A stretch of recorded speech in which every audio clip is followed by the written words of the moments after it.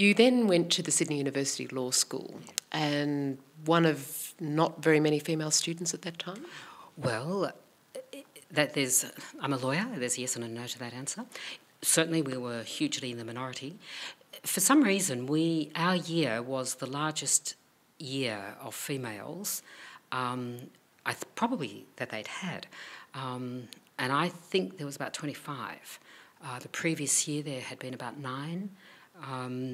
And the year after us, there was again a smaller number. But for some reason, our year was a big year, and in those terms, for that era, and an extraordinarily successful year. The university medalist was Professor Margot Somerville, who's a leading ethicist now in Canada. Deirdre Sachs became a federal court judge.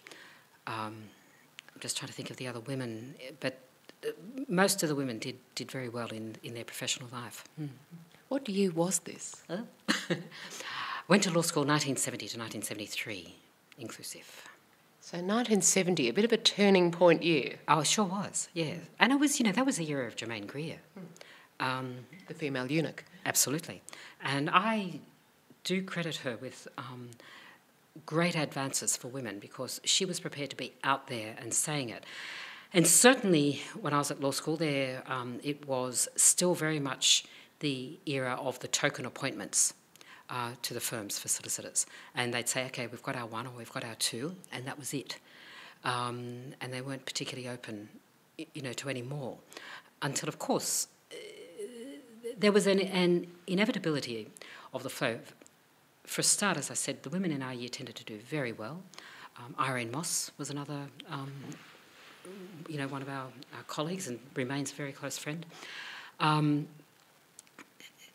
it's very difficult for highly professional people to argue against highly competent professionals.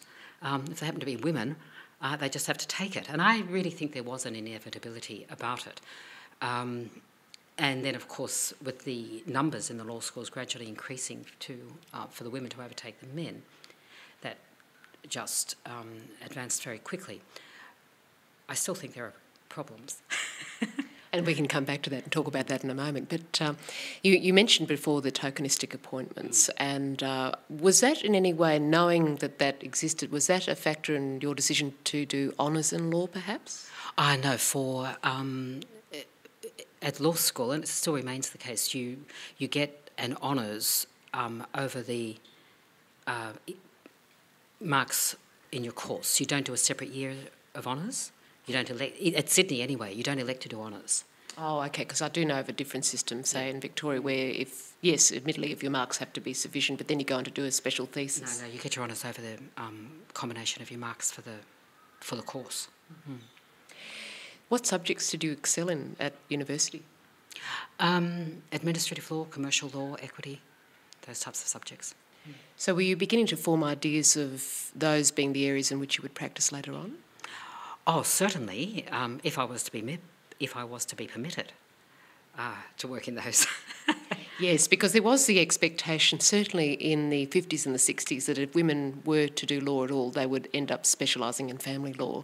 And I know with others I've interviewed, they all said, certainly Cecily Backhouse said that she was advised you might find your practice may be mainly in family law. Can I suggest that went well into the 70s, that attitude? I was told, go and do family law, dear.